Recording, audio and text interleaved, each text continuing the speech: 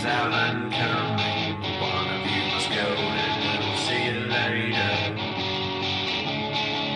You're a traitor.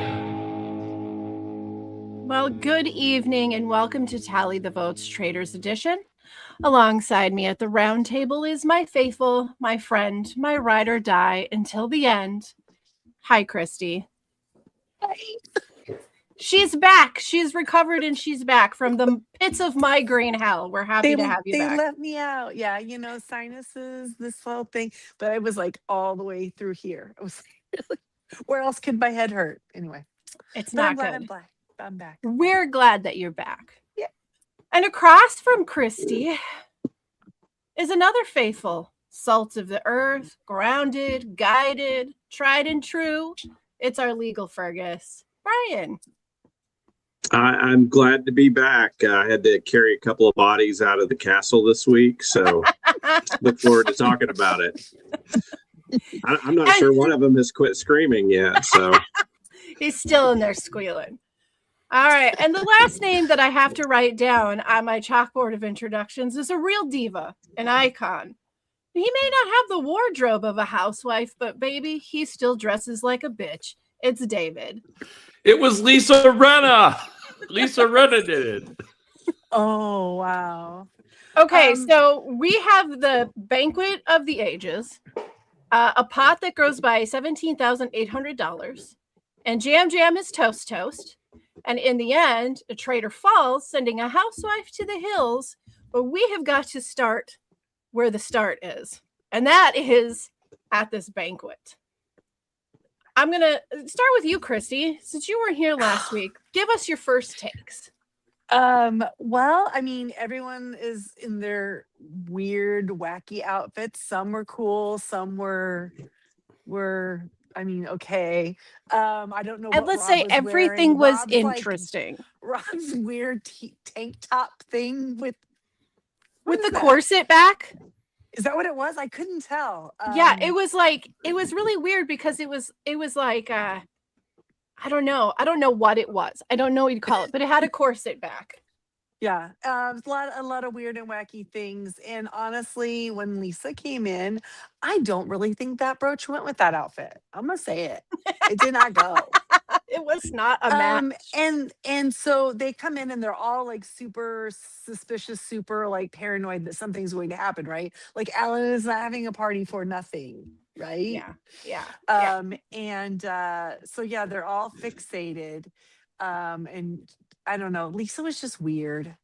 It was so obvious, wasn't it? And she refers to herself in the third person like her husband. She's like, Lisa Rinna feels. Yeah, I'm not sure. I mean, we have the advantage of knowing everything that's going on. So, I mean, to us, maybe it's I don't know. I feel like if I'm sitting in that group of people, you've got a lot of big personalities, no doubt. But there's some people where it just feels like it's so obvious. Like it's so obvious. How is it not obvious to you? But then I have to remember, like, again, castle filled with big personalities. Yeah. Right.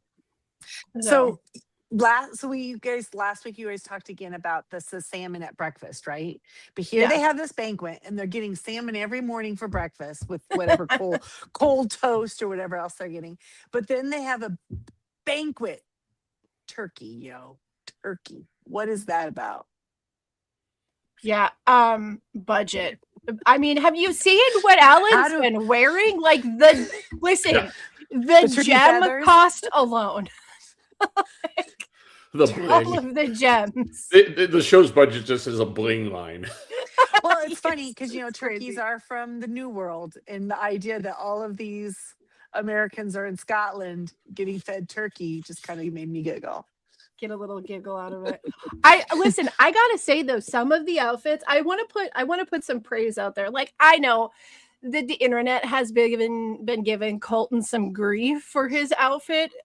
Listen, y'all, you only don't like the outfit because you don't like the man wearing it. He looked awesome. Shut up. It was so fun. Colton's getting a lot of hate. It's true. No doubt. Yeah. He has a reputation, And you know what made me the saddest watching this is I'm sitting here thinking, what would have Ian Terry been dressed like at this banquet? I am so mad we missed out on this. I'm gonna guess it would be like Ivy League professor. I don't know. No, I think he'd have been in a white tux with black. Oh, you think so? Yeah, I think they would have Casino Royale Ian. He'd have been like Bond, James Bond. Yeah, there you go. Okay. I would have liked to have seen it. I thought Jam Jam looked great. He did. He looked with it. I love it. Okay, I got to give you the rundown. It's so funny because my daughter, my 11-year-old, she decided, okay, I'll watch this episode. And so she's looking at Candace and she's like, oh my God, her outfit is a little bit extra. And I go, well, they're all kind of extra. This is Alan's banquet. It's sort of the thing. And she's like, oh, is it? Yeah. So she watches a little bit longer and then Jam Jam walks in and she goes, oh, okay, now I see it. He gets it. He got that. He understood what to do. It's like, there you go. As soon as you just needed to see some boas and then we're clear. But yeah, Jam Jam looked great. Like you said, a few of the outfits. I did learn this week from some other post-game interviews kind of how the wardrobe works. Oh, so I don't remember if it's 14 or 15, but they have to come up with 14 or 15 looks. And then those looks have to be approved by production. A lot of these people just hire a stylist to come up with these 14 or 15 looks that they have to have. So all of this is like pre-calculated, but it is their own choosing on some level. They just have to get it okayed by production. I just had a funny thought. If Brian was ever on the Traitors, he'd show up and he'd have 14 black hoodies. They're all slightly different. I wanted. I just like the idea of him having 14 on in the first episode, and then each episode there's one less hoodie. I was going to ask you guys if you thought that they had help picking their stuff, and I'm going to say it right now: the amount of choices. If you had to come up with 14, just assuming you made it to the end, right? Maximum is 14 outfits to take for filming. I think I'd have to get a stylist too because but don't this make me one make those had choices. to be put together by production, don't you think? No, but production sent the cast apparently like some themes and said here will be some themes, put together an outfit along this line, because I think if Jamie's watched it, Sesternino talked about he actually had an outfit and he showed it on his podcast. The outfit he would have worn to do that. For this that party. He would have worn for this, and he showed it and actually said like I think he borrowed like the jacket and he posted it online and Ron Funches made fun of him and told him he looked like he was in Star Trek or something. That's so great. So I think like they have to have an outfit for everything with them when they go. So and it's coordinated like per day, because when they have everybody sitting together at breakfast, they want to make sure no one's kind of dressed similar to another person. Yeah, so they're probably going through your clothes going, this is your day one. They're telling you. Yeah. Oh, okay. Yeah. That someone gets paid to do that for a living. I know, how fun, right? Like, look at all of these people's like clothes that their personal designer sent over, their outfits. I just have a question while we're on the topic of the wardrobe department. Short of Alan doesn't count. He's his own league. Who do you think has been consistently, like even people that are gone, who do you think has consistently been the best dressed this season? That's easy for me. Maura. I should have guessed that one Except for that you. Stupid big giant hat, but I don't like the hat. Her hair was cute, but that hat was ridiculous. The hat was too. If it had been leopard skin, it would have been perfect. Just like the Dylan song. No, the hat definitely made her look a little bit like Toadstool on Mario Bros. Yes, thank you. It did. It looked like it was a little too much. Her head was a button to press. Yeah, a little too much, but yeah. Okay, there's great jokes to say here, but she does. Sure. But she is. I can see that would be a good choice. What do you think, David Brian? is so evil. David is so evil. But she, yes, she is. I can see that would be a good choice. What do you think, Brian? David is so evil. David is so evil. David is so evil. I think the most consistently well dressed that always it sort of is her look this whole season. And she hasn't gotten a lot, but she's gotten more recently. I think Kristen Kirsch has been the best that's dressed a good choice. A of good the choice. season. Yeah. Yeah, I do. The like red dress was outfits. striking. Yeah, I do. My favorite, I think, was Tiffany. Every look she had, I really like. It felt like it was very her. Like the outfit wasn't wearing her, but it was like cool. Everything she wore was kind of cool. And it was a different Tiffany than we got to see, you know, Yeah. hanging I out in the almost Big forgot Brother Tiffany house. was even on. Yeah, It me seems too. so long ago. Boo. But yeah, no, she had great looks. I loved her glasses, and she was just she had her hair all over to the one side. I know somebody likes that. It was she always looked great. Yeah, I have to say I probably feel that Rappaport had the least style. You know, he went in there with the same outfit. He's just the same thing that he always wears, you know. Whatever. But that's fine. That's fine. Like, That's no, fine. whatever. So Fine. You want to miss out on all the fun? Fine. Oh, so now all the people who've gone home who didn't, if Rob sent his, I'd like to see what everybody who's already gone home would have worn. I know. What their I'm outfit so was, curious. Because now I want to see what was Tiffany gonna wear. I mean, not everybody's going to care about it, but like for me, it is the highlight of every season is you get that one episode where everything is like super avant-garde or couture. Like it's just, they just go balls to the wall over the top with their design and their wardrobe and set. And I love the theatrics of it. And I don't see it on any of the other versions of the show. This is definitely the American thing. And I think it's because we have so many of the housewives who are kind of into fashion. Yes, right. Yeah, yes, that does yeah. help. Or a lot of the Bravo people in general, right? They kind of have a certain Well, even the Bachelor fashion people flair. and the Bachelorette people would be. You have that, and then led by Alan. Like, come on. So I think it has its own like layer to the U.S. show for sure.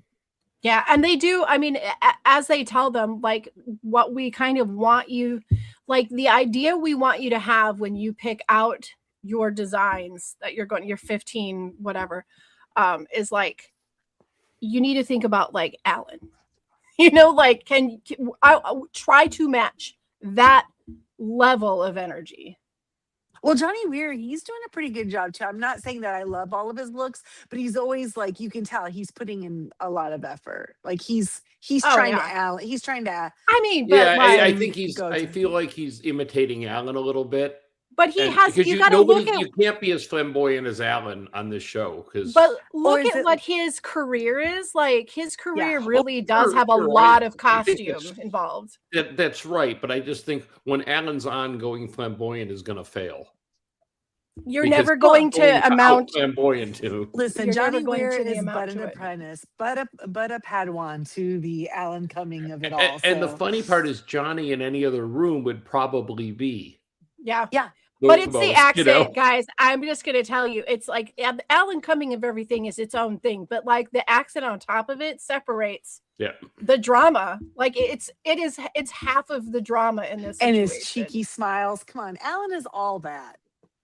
He's everything we needed on TV. He really is. So, by the way, he's going to be tonight, Friday night. He's going to be on one of the late night shows tonight. Okay. All right. Just FYI. I will have whatever to the NBC show is. See which one he's on. I do want to kind of touch in before we leave the banquet. We have got to talk about some important things here. So, number one, the antidote. The twist of having the antidote. What are your thoughts? Well, like, how do you feel about this? I think personally that because this was going to be the Traitors murder, this shouldn't have been allowed. Now, if you take the event for what it was and say, at this event, we're going to have an opportunity for the Traitors to kill someone, but also for the faithful to save themselves, then that balances. Then the Traitor should still get a murder. But remember, we're working off the premise that production is trying to give the faithfuls a little bit of a leg up based on over prior years, because the Traitors keep winning. Sure, but there's other ways they could do that. The only thing this was going to do was tick people off. Well, but it's good TV. I 100% disagree with you. And here's why. I believe that this season has been fresh and taking chances. And I think if they're going to spring like, hey, we're going to murder you and drag someone out of the room for the first time, like to give them a chance at this first time in the new game. And again, I think it goes with the theme of this season that even anytime you go for a reward, there's a downside to it. Unlike in the past, you get a shield and you just have a shield and it's great and it's free. This season, if you want a shield, you reveal yourself to be somebody who's going for one. And in this, you had to show your ass in front of the whole room, just like one of our two people really ended up looking bad the way they went after the antidote. I mean, so I think that fits with the theme of this season, that they've stopped giving wholesale rewards. They're rewards, but they're risk reward.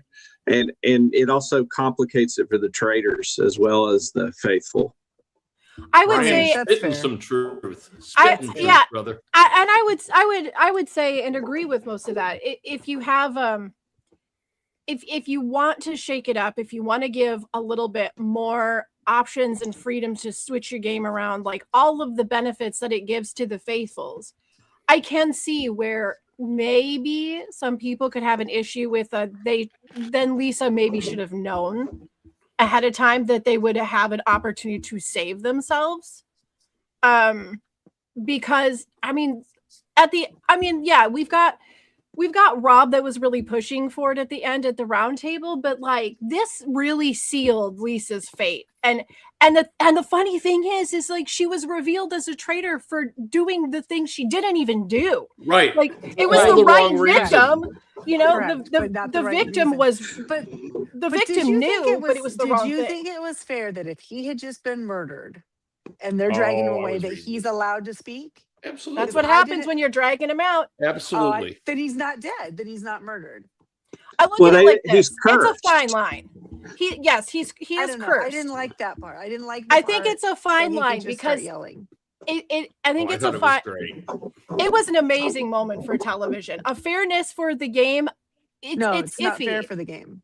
It's a bit like in Survivor when you're going to have your torch snuffed and you get voted out. Lots of people turn around and say, well, this is happening. This is happening. This is happening. I hope you get yours before their torch goes out. They're technically out of the game, but are they really out of the game until their torch is snuffed? And it's like, he's out of the game, but is he really out of the game until he's out the door? You know, like there's some wiggle room in there. This is a traitor's purist. This is more fair because in traitors, usually only the people voted out get to talk. The people murdered, nobody gets to talk to. Yeah. Which is why they shouldn't be able to. But what's better, the person that's getting murdered or the person that gets voted out gets to say something? Why make a difference? The reason why someone who's murdered should not be allowed to speak afterwards is because we know that they're faithful. They've been murdered. You don't murder a traitor. So because their identity as being never been done before, could it be done in the rules? Yeah, they could make it a rule. They have to be unanimous, right? Yeah. And if they really wanted to balance things, what they need to do is start every single episode giving a faithful a chance at asking for intel.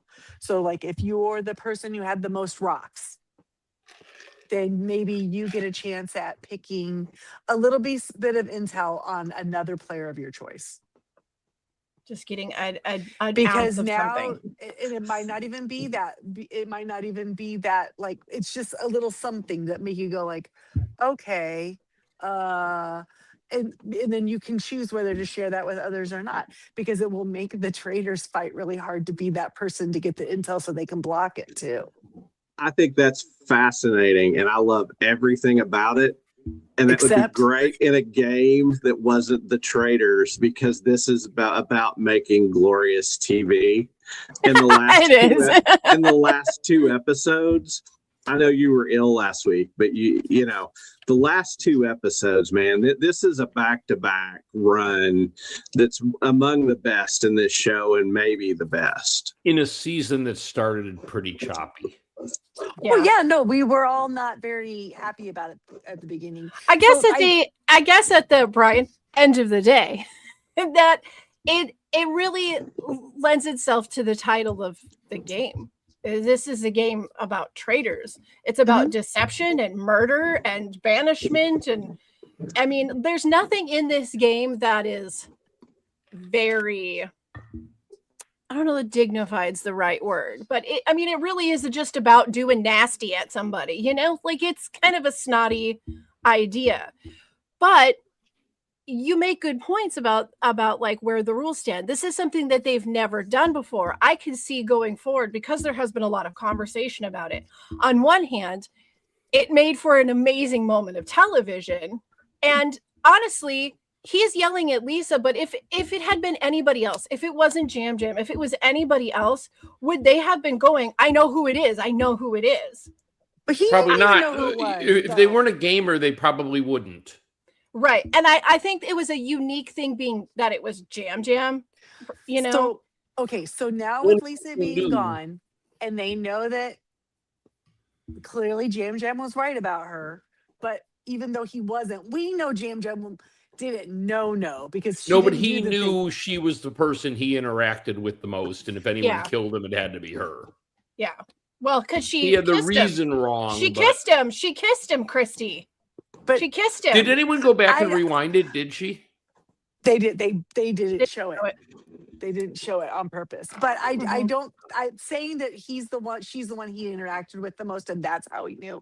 I don't think would be fair, because it looked like they were all mingling and interacting with each other. Well, let's be real though. Jam Jam is like the most paranoid person that's in that castle. Yeah. Like he is. Natalie looked pretty like a good contender in this. Well, I don't know that she was necessarily. She's not necessarily paranoid overall, though. Like Jam Jam is paranoid at the dinner. She was but Jam Jam is paranoid 24/7, every second of the game, all the time, always. I'm going home. I need a shield with his mother and thinks she had an ulterior motive. Yes. So I mean, like I said, it being Jam Jam is really what lent itself to everything that came afterwards. I don't think we would have gotten nearly as much drama and questioning about rules or any of that had it been any other person sitting at that table. And I want to point out one thing, and kudos to the producers, because they couldn't even have imagined it would work out this well. Do you remember who her targets were? Jam Jam, yes. Kristen, and who was Natalie? Natalie, yes. And who drank the potions? Yeah. Kristen and Natalie. Mm-hmm. And as far as being drug out, I mean, I think as part of this game is being social, defending it, and dear God, I'm defending production. What is wrong with me? It's okay on this show. Doing Survivor, we're going to have a fight. But Lisa also chose to murder in plain sight the most dramatic person there. She did. Yeah, because if she would have murdered Eric, he would have said, "Bye, guys." Yeah, she couldn't control who was going to touch it. She could have walked in there and did. She ensnared him. She said, "Here's my three. Here's my three top options." Stuck. Yeah. No, I understand that. Options. No, I understand that. But let's say, this makes me think that production is really manipulating this, because of course they are. But absolutely, I'm not figuring out how they're doing it. Christy states the incredibly obvious. No, but I'm trying to figure out. So Lisa walks in. They can't know who's going to go talk to Lisa first, right? No. So what if Dorinda walks up and goes, "Oh my God, girl, I love that outfit. Ooh, where'd you get this?" Like in the first 15 seconds of walking in the door. I think they tell her who to approach. Well, I'm wondering that I'm assuming that at some point the traitors, when they were told, "Hey, there's a murder in plain sight, and here you're gonna have to curse somebody," I am assuming that they made a short list of who they thought they wanted to go. Who are the people we want to go? And then Lisa picked based off of what was the easiest opportunity. Sure. But also the other house, Dorinda did not think she was a traitor. No. No, but the way this season's shaken out after last year, can we just say the civil war between gamers and housewives is from now on? It is. It really has cemented. Yep. Because we are first and foremost at Tally the Votes, a competition reality show watching family. So you're gonna come for our gamers housewives? I don't think so. I don't think no one has watched The Housewives, right? I mean, no, short of like flipping through the channels and seeing like the after show or something like that. No. And Lisa Rinna might be the housewife I know the most. You know she's married to Harry Hamlin. Did you hear? Is she? Did they just get married finally? Have you heard?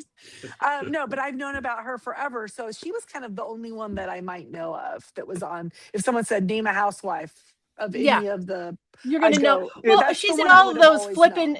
She's in all of those flipping tables, pouring wine on, crashing things. Apparently, let me ask this: how could I recognize Dorinda? Because she seems familiar. I've never watched the show. Where she appeared anywhere else? I might have seen her.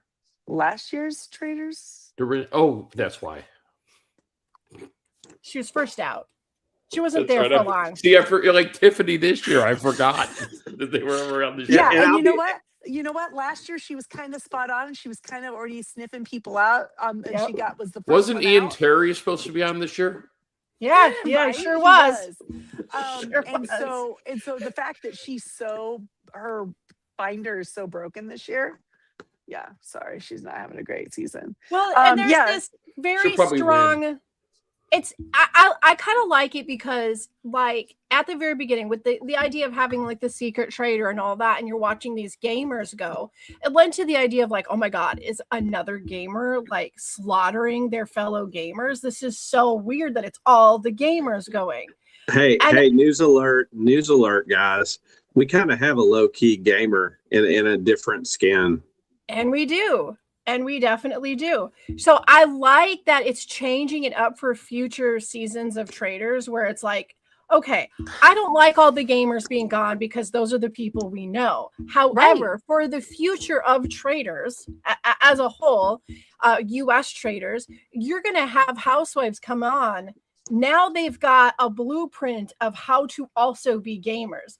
And this is the thing that's always made me a little bit frustrated with the housewives is because they're always like, well, they're a gamer, they have to go. Girl, you're here. This is a game. You are a gamer now. Like, they were once just a person who learned how to game. So what you're saying is the housewives are there for their 15 outfits. They're yes, not there to play yes, they are. Okay. They're not trying to win. So I do like seeing this change up where it's like, y'all better learn how to be gamers because you have to. It's a game. Like it's not a popularity contest.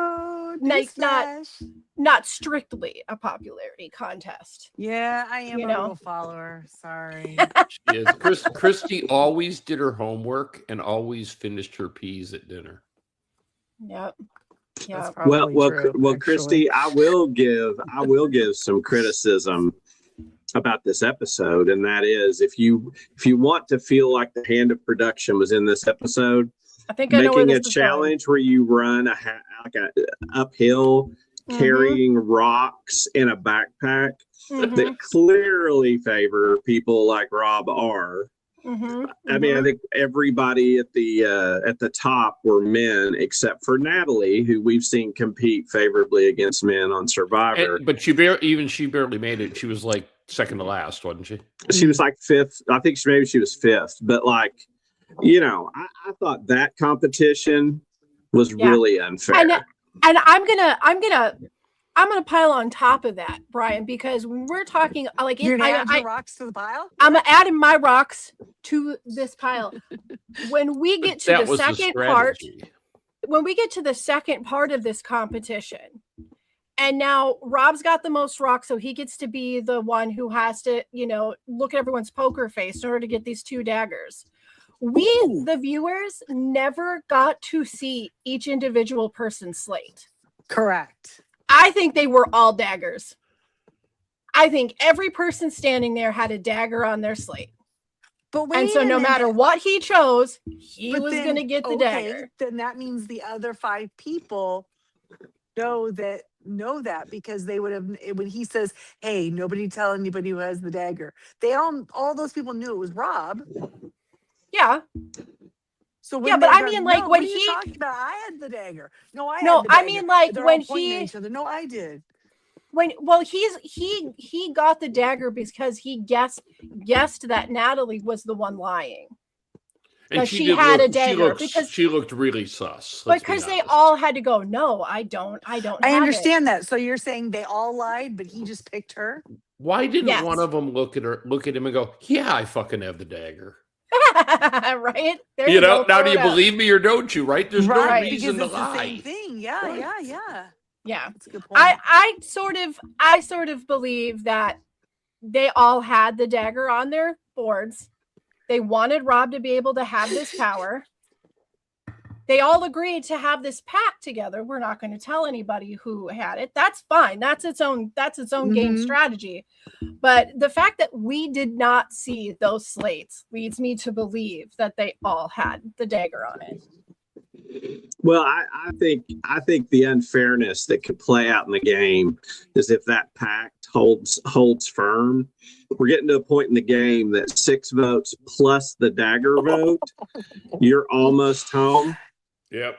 And if they get to the end and they think they've got all the traitors out, but Rob's still there and they end the game, they're going to be so mad at him. I think one of them's already sussed it out. Well, there's a few people that have been talking already. So can we go back and talk about just for 1 second, the antidote thing? Yes. Okay. Were you not surprised that more people weren't clamoring? Because it seemed like it got down to just 2 of them for that last one. And it's like, why is Lisa not going, no, I need it? Why aren't they all saying it? Well, why didn't Lisa say that for sure? Right. Why weren't the rest of them saying it? I think for one, because what was the counter argument for Natalie being like, so I need it. Oh my God, she must be a traitor. No, why would she put herself out there like that if she was a traitor? Right. So that's the counter argument to Which that. Is why you would think more people. You know why? Because I don't think that they're gaming, Christy. Okay. Well, I think they're just there. The structure of this group is to discourage an individual to try to seek safety. That's the structure they built around this group. Correct. But like for Colton, if he believes that Lisa is the traitor, isn't he going, no, guys, Lisa's clearly against me and I need it? Like, he didn't even say anything. I don't know. He's got the upper hand, and if he does that, it could be a tied match again if he does. Okay. I just thought it was like a little too easy because there were only the 2. I was surprised. The thing that shocked me was Jam Jam didn't try at all. That was I think he kind of went like, well, I would like to have the antidote, and then that was it. And Tara I think she needed it. I don't know why these people. Everyone's just paranoid. I think Jam Jam was worried he was coming off like wanting all the advantages. He wants to be a housewife. Listen, all I have to say is they could have just said, Jam Jam, you've been cursed.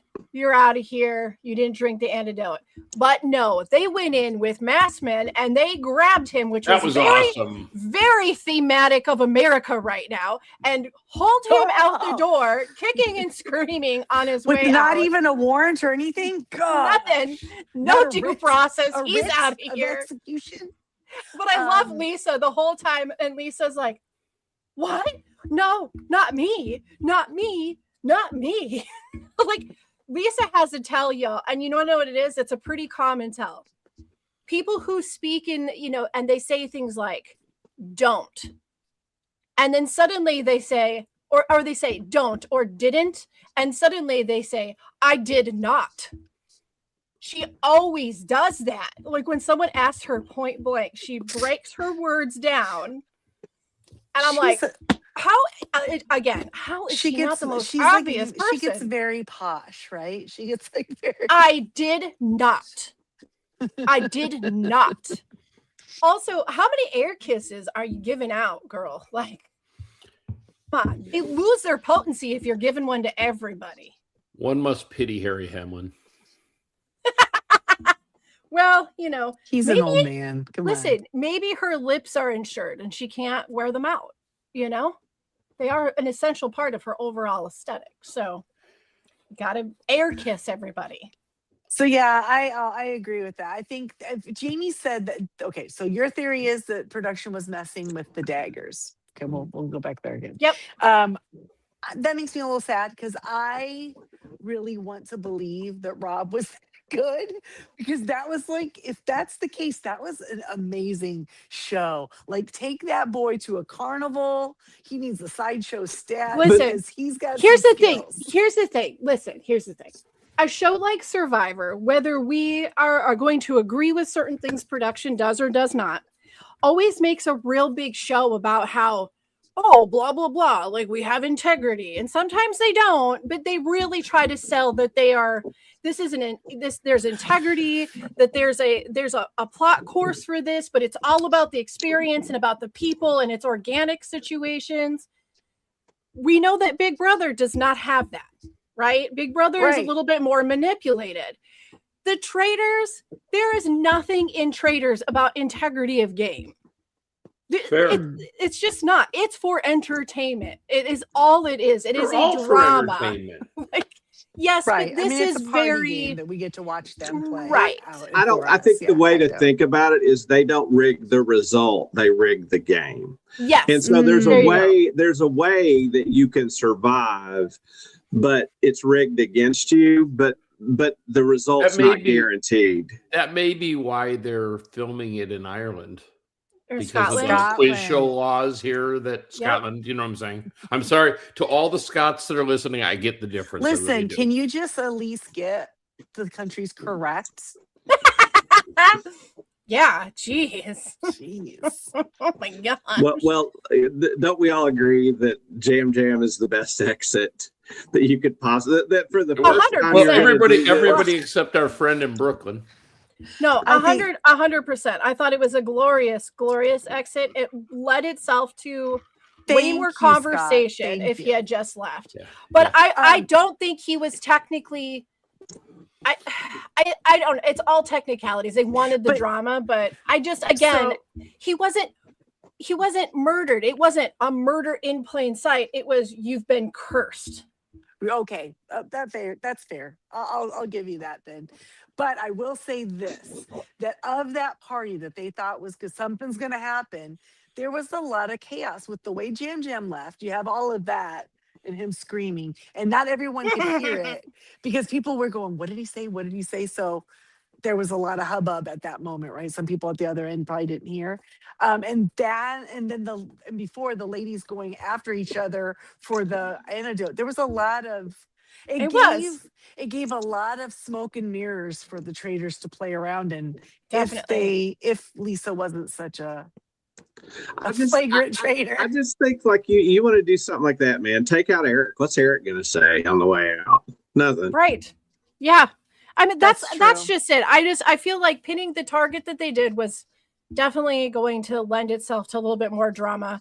I get why Lisa had the brooch. I understand that it wouldn't have made as much sense with it going to Rob, given the circumstance of these crazy outfits, though. Maybe he could have actually taken that brooch and made it work somehow. It would have been the one thing that would have been like zhuzhed his stuff up on the front. But like, I think that if this was in the hands of somebody like Rob, it might have gone a little bit smoother, because even though no one pinned that brooch as being the issue, Lisa is such a ham. Yeah. That it really, she didn't intentionally do it. It just, her own self got in the way of this. Yeah.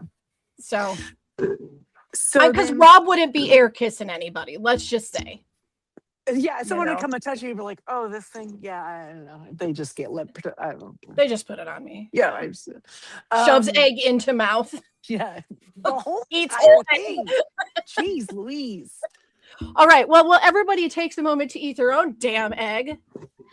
We're gonna take a 5-second break. We'll be right back.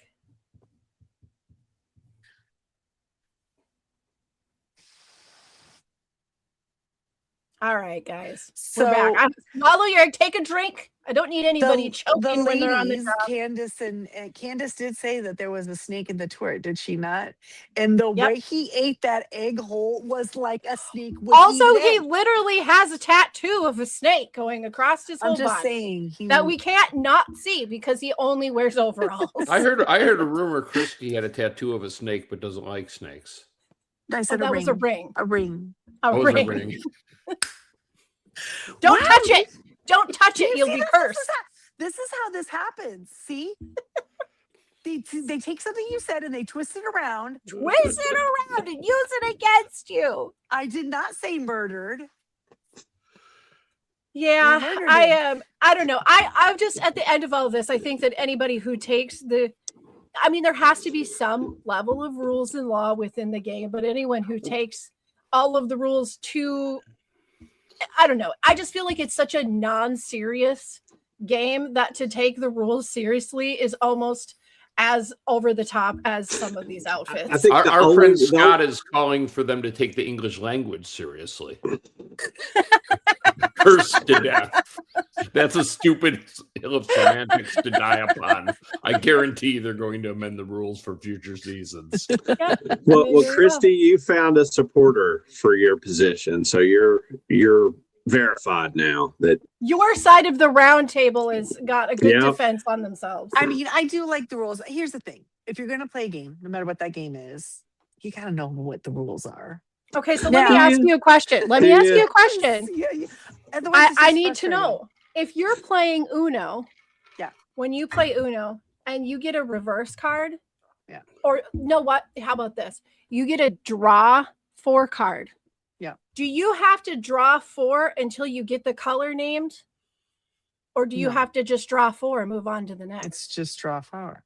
Yeah. And see, depending on whose Uno table you're sitting at, that we've learned something tonight. There are some guerrilla Uno rules in Missouri. Hold on. This isn't a Missouri thing. This is like half the people I played with say you can't do that, and the other half say you have to draw until you get the color name. I've never heard of such a thing.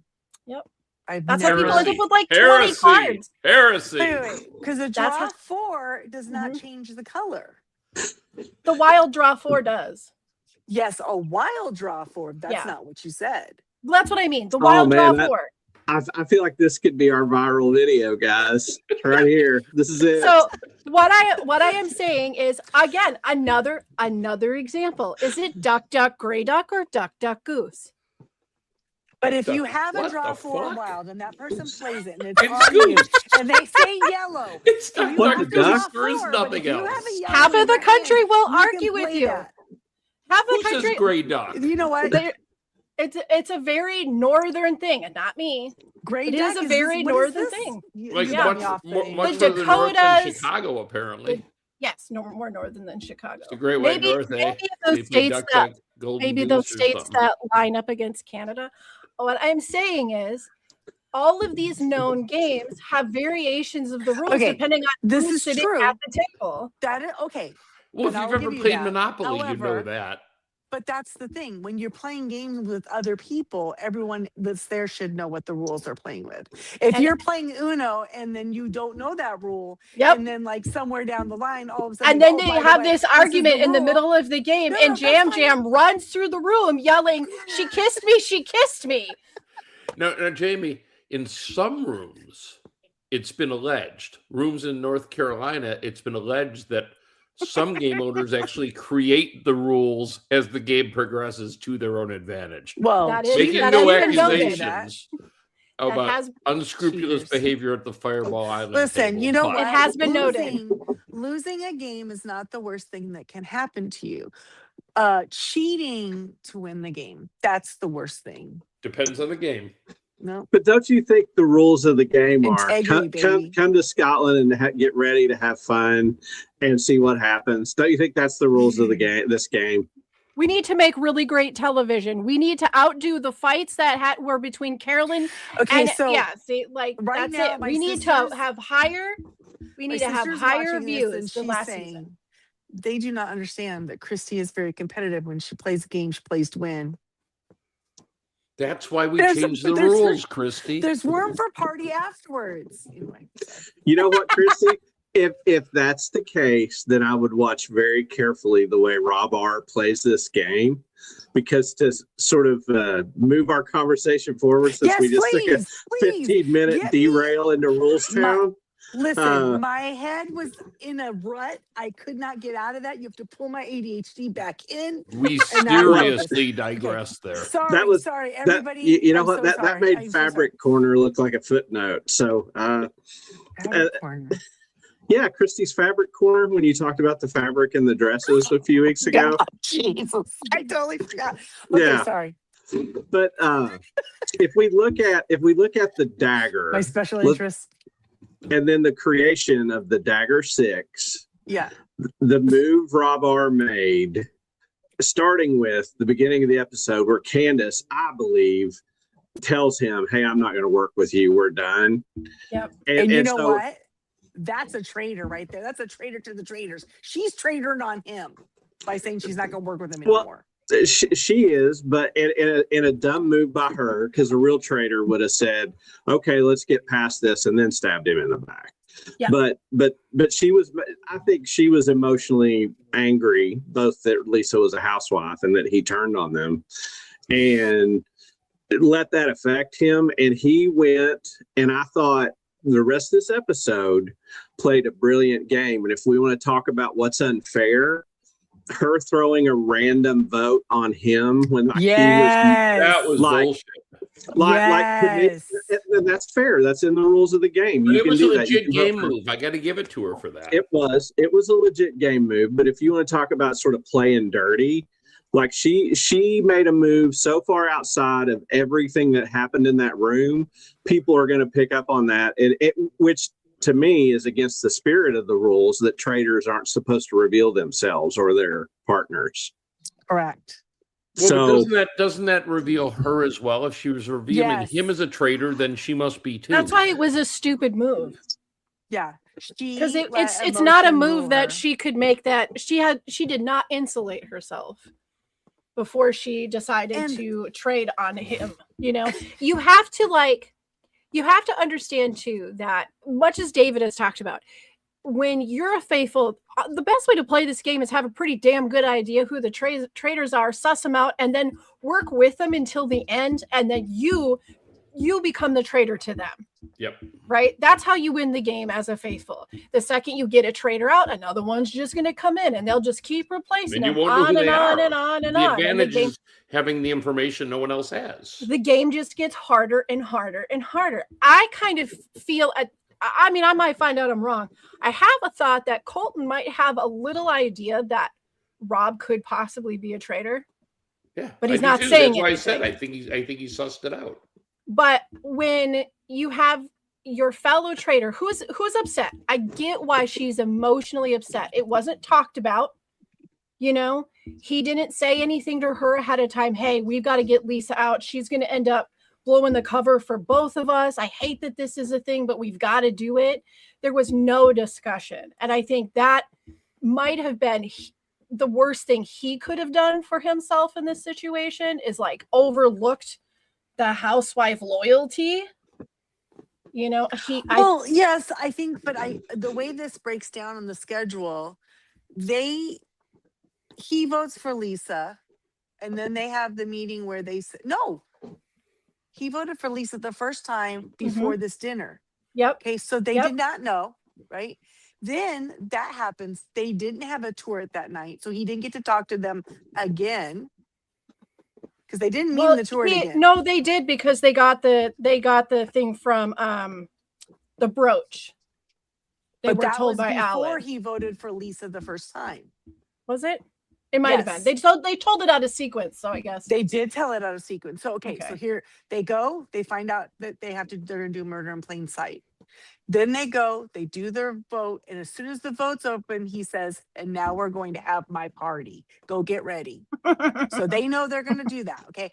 Now Jam Jam gets killed. That's their murder for the night. That night, they have no turret.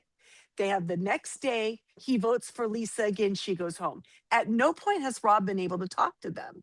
He hasn't had to face them since he initially voted for Lisa. Except for the moment in the kitchen where they both glared at him. Correct. But again, here's the deal. They're traitors together, but in no way is he hanging out with them, or has he been at any point since the beginning of this game. They're not hanging out together, making alliances. Not like they had a good, had a good long conversation about it. The whole point is you go hang out with your people. I'm going to go hang out with my people when we're in the they're not seen interacting hardly ever. Yeah. So he's finding things out. They're assuming that he had any other option. But at the first vote, he voted for Lisa. He had no other option. He'd already said that he did not think Ron was a traitor. Can't vote for Ron. He's friends with And Colton. He was right about that. He's friends with Colton. He cannot vote for Colton. The only other person that was brought up at that round table was Lisa. So he had to vote for Lisa. And Natalie. But did she have any votes on her? No, it was almost a 3-way tie for the other 3. Most of the votes were on Lisa, but I actually have the breakdown here. How many did she have? No. I'm talking about the first Lisa night. The first one. Okay. The Colton or the Colton Ron Lisa breakdown. Right. So that was his only option, was to vote for Lisa. And it was fine. She did not go home. But the next day, he's still talking to the same people he talks to. They are all convinced it's Lisa. He just has to kind of go along with it. And he does. Well, after Jam Jam's exit, they are convinced. They're like, well, it's either Natalie or Lisa. Yeah. If he doesn't vote for Lisa with his group, he is outing himself. He's getting cut out of his group. And that's part of why Candace is mad at him, because of the last I understand that, but Candace is not looking beyond her nose, because she's not a master strategist. Again, that's what I mean about the insulation. Rob's insulated himself. So she's willing to burn all of their games down just because he could not save Lisa. Yeah, I don't think Candace is other than maybe, I don't know. I don't even know if how insulated she is within the housewife faithfuls. You know, she's just her number one in the game wasn't Rob, it was Lisa. That's fine. But so Lisa going, of course, she's going to get like panicked and angry and all of that. And the whole point is the traitors want a traitor to win. The faithfuls want a faithful to win, right? Yep. Now, is it great if all the traitors could get to the end, or all the faithfuls could get to the end? That would be great. That's never going to happen for either side, okay? So the idea is that the traitors can't win if there's not at least one traitor at the end. Yep. Right. Also, there's a long track. There's like a long track of the first traitors to kind of like separate themselves. Seems like maybe I'm wrong. Maybe I'm not remembering, but it's always been like a combination of like 2 girls and one. It's never 2 guys and 1 girl, is it? Like it's never 2 males, 1 female. You're right. I think you're right. Are there generally more women who are playing the game than men? I don't think so. Well, no, there were fairly matched. There been parody? I don't. There was Boston Rob and Bob the Drag Queen were traitors together. Oh, true. But they were. That's when we had 4. Wasn't that with Danielle and Carolyn? Yeah. So that was Matt.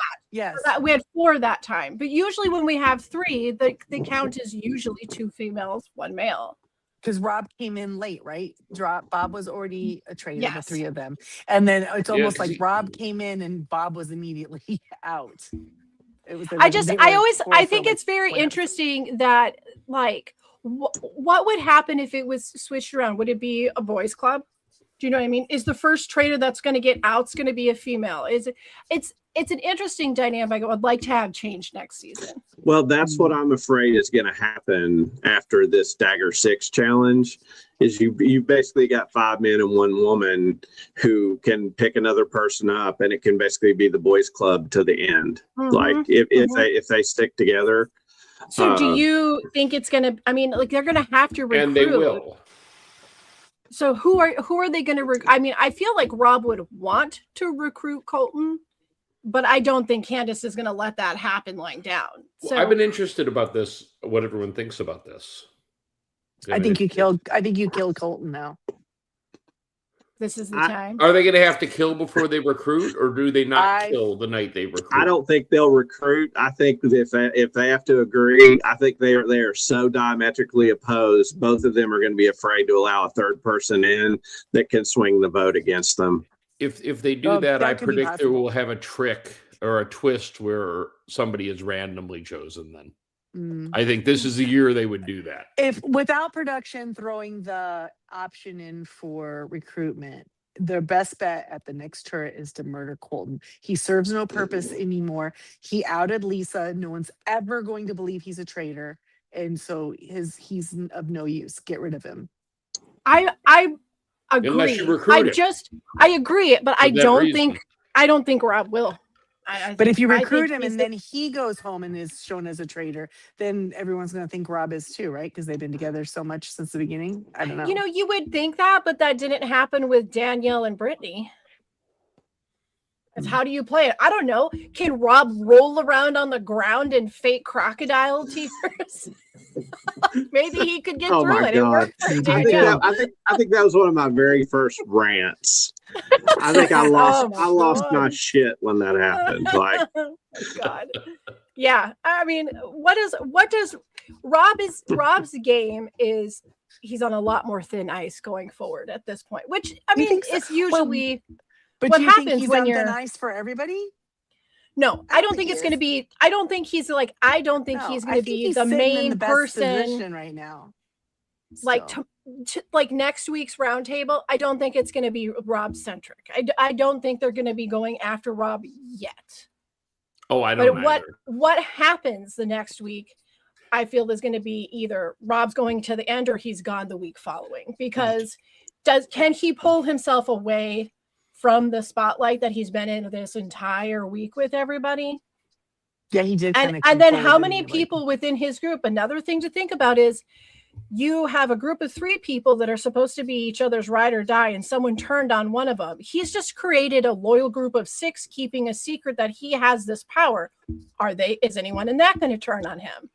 Well, here too, he's going to pull in. He's going to pull in Moira, because she and him are tied. So that's 8 votes going forward. Do you think they're going to go after Natalie just because it's an easy vote because she's already suspected? No, she's one of the 6. She's good. She's in with that 6. Yeah. Oh, that's right. Yeah. So you don't think that, because that would be the smart thing to do is just put it on her. If it were me, and I wanted to ask you all this. If it were me and I'm in that castle and maybe I'm thinking Survivor or Big Brother, but I got to break up Tara and Johnny. You got to break up a pair. And at various times, Johnny has sort of been somebody to rally people a little bit. If it were me, and now Johnny's for the most part totally wrong, but he's shown the ability to sort of pull people in. And he's a number gatherer. Yes. Yes, I would. If I'm in that dagger 6, I would take out Johnny. The thing with Johnny is that, yeah, you're right. He's wrong, but he has a certain confidence when he's saying so if you're someone who's like, I don't know, I just don't know, how do we know who, and someone else is being confident, you'll go to that confidence because you're like, I have nothing. Right. And that's where I think, he could sway some people. Well, I think Candace planted a good seed for just having Rob's name down. That made people say his name in conversation, which was the first step for him getting called out as a traitor. So she planted a seed there. Whether we like how it was done or it was safe or not, she did. But don't you think people are going to go ask her why Rob?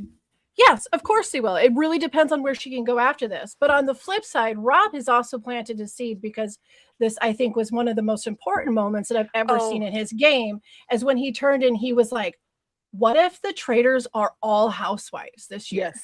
Yes.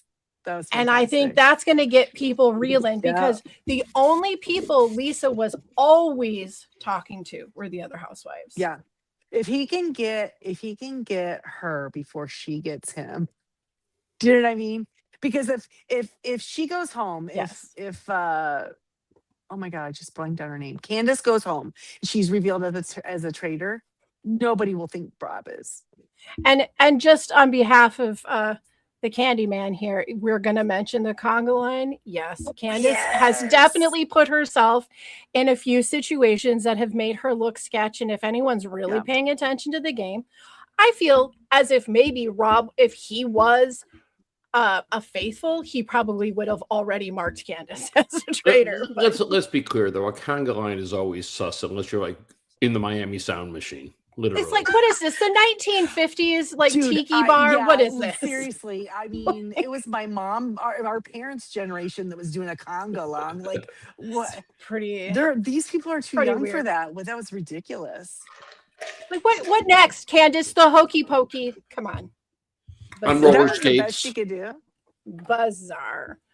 Well, okay, we've managed to go through all of this roundtable business. So the last bit we have on the table, this is going to be a little bit of a weird one because for whatever purpose, our dear wardrobed king, Dandy Laird, has had 2 episodes back to back where his main outfit just evolves throughout the episode. Yes.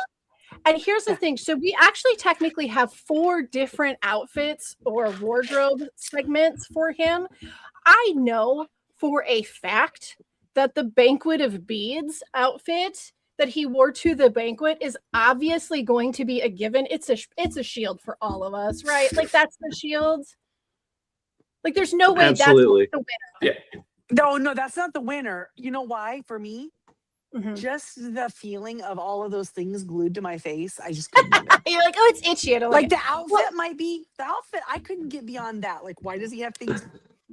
Listen, to his face? as the resident face painter and body painter, it's called gem adhesive, and it actually doesn't feel that terrible. Still, sensory wise, I don't love picking the them gems off and flicking them at people. Yeah, I don't adore the gems. I kind of don't like anytime people do funky thing with their eyebrows as a rule.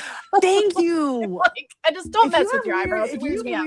Like even like the kids that put the 3 cuts in it or whatever they do. What is this? That's we all weird. Vanilla Ice. Like that's weird. Okay, if you literally have a scar in your eyebrow, then that's fine. That's fine. But if you are cutting it to look like you have a scar to make people think you're tough, you are absolutely the opposite. Or if you have a scar because you made the weird choice of having like an eyebrow piercing in the late 90s and it scarred you. That's a scar. Not that we're talking about anybody on this podcast. Also. Right. But the cutting of the thing because I'm gonna look cool. Like, no, sorry. You know, I think we're gonna launch a companion podcast called "The Rules and the Way It Should Be" by Christy. the Gen X list of demands. Yes. We shall be respected. Well, okay. So then with this wardrobe, Chrissy, you threw a wrench in this, but it's okay. We're gonna work with this. The other outfits, the other options we have is the evolving outfit, which I have put it into its evolution as if this was like Pokemon. Okay. Right. So we start out with what I have coined it, the plaid PJ vintage 90s. Yeah. Okay. And then it evolves into plaid PJ vintage 90s ashes to ashes.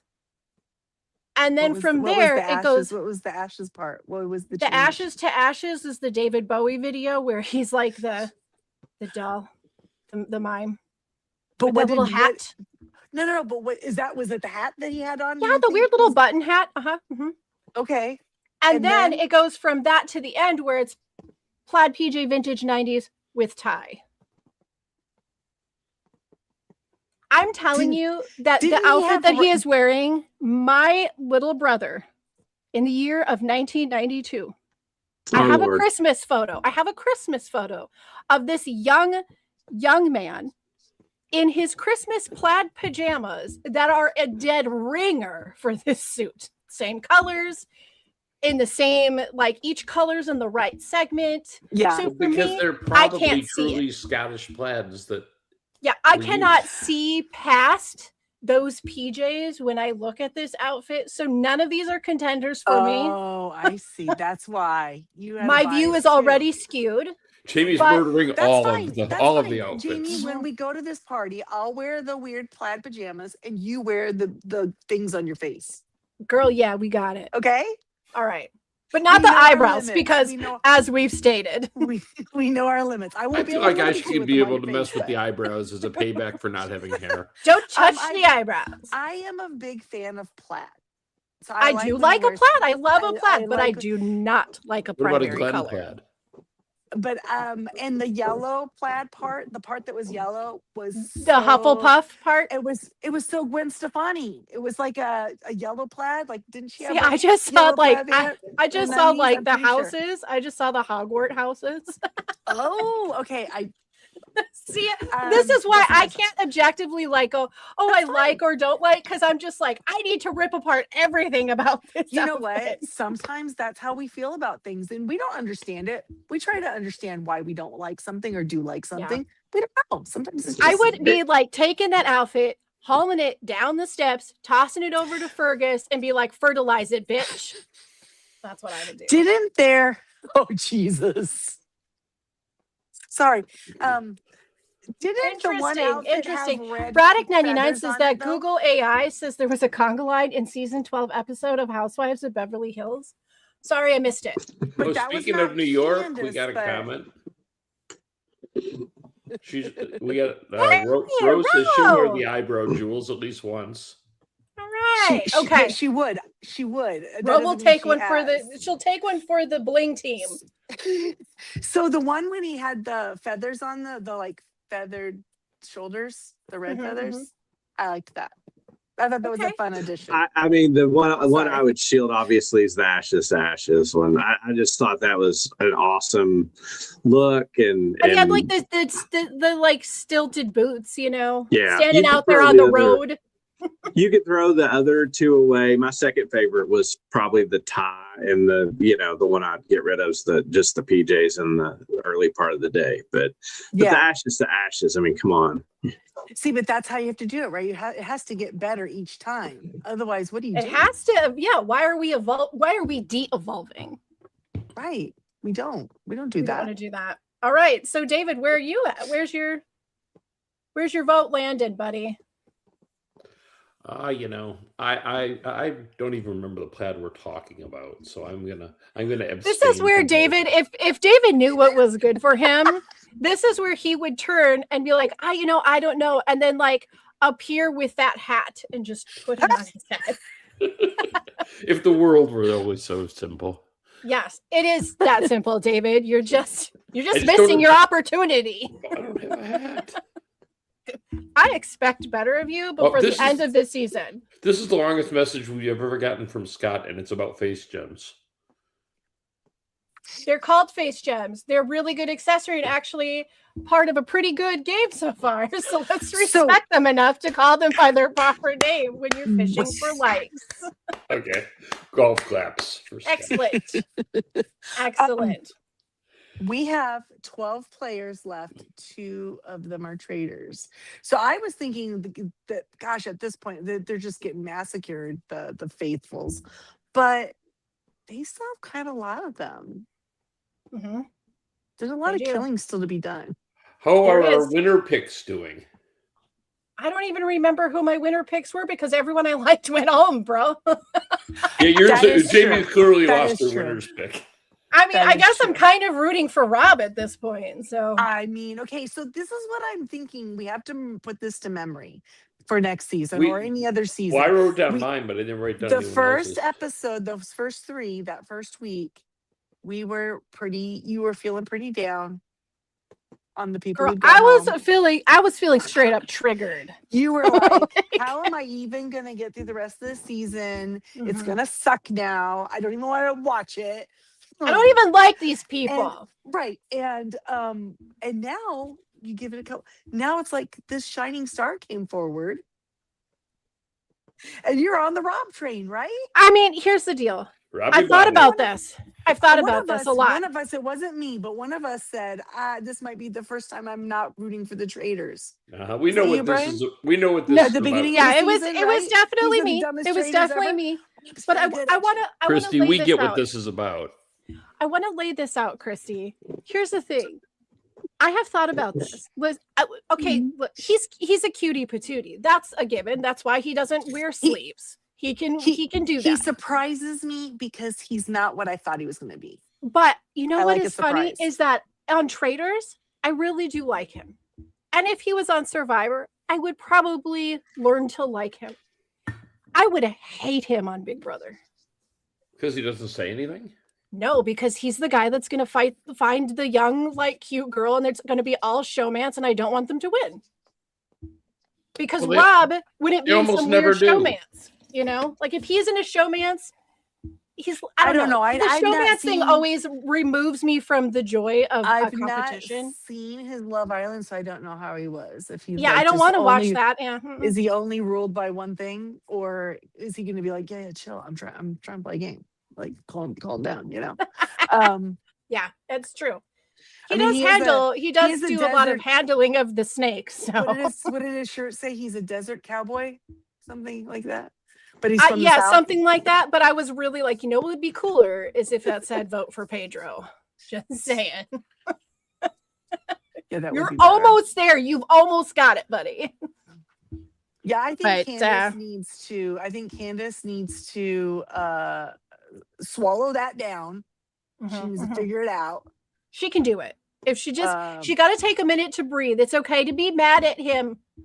It's okay, hun. You can be mad at him. But if you want to win this game, you're going to have to work with him a little bit longer. And he seems so far in this game, he always seems to be pretty level-headed. Like he doesn't get too like. He's very chill. Right? Yeah. He's very chill. So if he can just stay calm and she can vent whatever ridiculousness that she's going to be mad about Lisa out, and then he can explain to her, no, dude, you do not understand what these people have been telling me for days. They were on to her. I never, you know, if they can have that conversation, it might be okay. But man, yeah, it's not going to be as smooth sailing for both of them. Let's just say that the I rough think he's going waters to come out. I think he's fine. Yes, God, it is.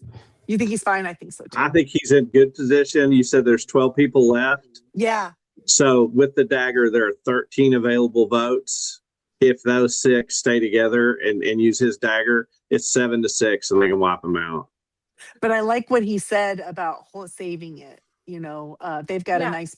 Yep. You know, maybe he won't. Well, and he's got a traitor on the opposite side of him. So if heat starts to get on him, he's got Candace to deliver up, and then he's a hero again to the final 6. Yep.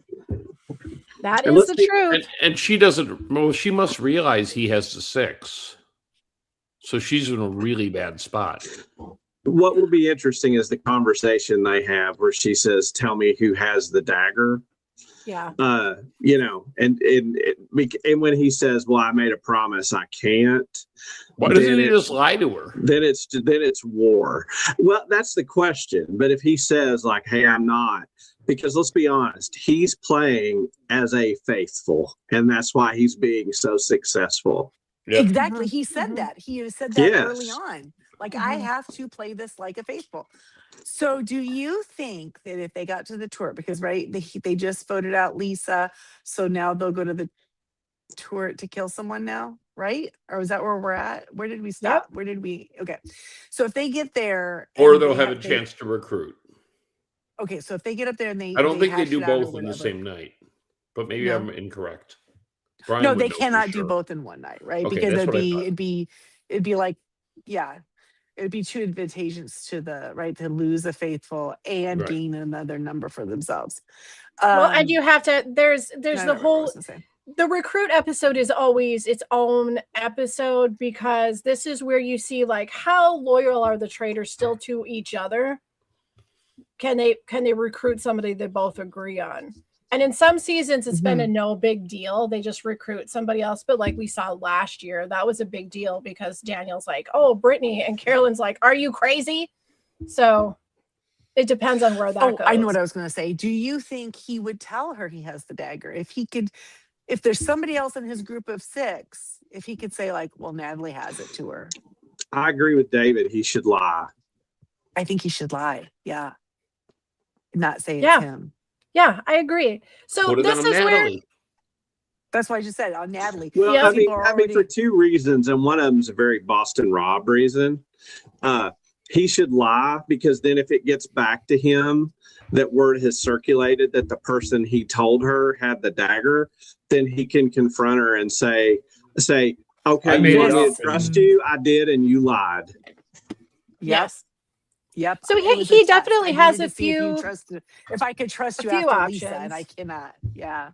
Okay, so that's what we're going to lay out there for anybody that is interested in giving feedback or what their predictions on this is. You can send an email to us at tallythefeedback@yahoo.com. And while you're clicking all those buttons, please hit like and subscribe. It allows us to continue doing the show and bring in other shows. Also, you can follow us on Facebook if you like games, if you like getting Instagram clips, the post interviews, things like that. We've been working hard this year and keeping that up to date. You can also find us on Instagram and listen to us wherever you listen to your favorite podcasts at Jay and Jack Whole Enchilada Feed. And speaking of Jay and Jack, we would like to give a shout out to our top dog faithfuls, Eckhart Rickner, Joanne with a Plan, and Ed the Poopy Head Mailman. If you would like to become a Patreon and get all of the goofy extra content from everyone at Jay and Jack, then you should go to patreon.com/Jay and Jack. So that's it for the show. Do you guys have anything else before we sign out of here? Anything else of note that we need to? I feel like we've covered it all. Great episode, a lot of fun. Jam. I'm so glad you got to have your moment as being a drama queen. Perfect. Just one last question for everybody. Better than last week or worse? I think it was a tick less. Yeah, I tend to agree with that. Just a tick. I feel like it's starting to go up because of like we're getting deeper into the game, so things are getting more interesting now. I think we cleared some brush off the path too. You know what I'm saying? Thanks, Legal Fergus. We appreciate the hard-working work you put in there for us. But yeah, I thought it was pretty great. And the last thing I want to add is there was something really I loved in this episode, and that is Alan yelling at them when they couldn't decide on the potion. And maybe raising his voice in an angry tone. And they jumped. Oh my God! Ever seen. And Rob was like, it scared Rob. This is why Brian is the world's greatest podcaster. Comments like that. Well, like when you hear things like, "You must decide now, players, now." Drink the antidote. I think it's funny that he calls them all players, but anyway. Players. All right, guys. Well, we're going to be back next week, same time, same day, all of that, or see if the traitors find another victim or make a meal of themselves. Gang, thanks for being here and helping us digest all of the courses of this drama-topped banquet. Listen, where would we be if we couldn't vent our feels about the show every week? There was so much, and I feel like there'll be a lot more going forward. So until then, take care of each other, do unto others. Good night. Night. Follow the rules, y'all.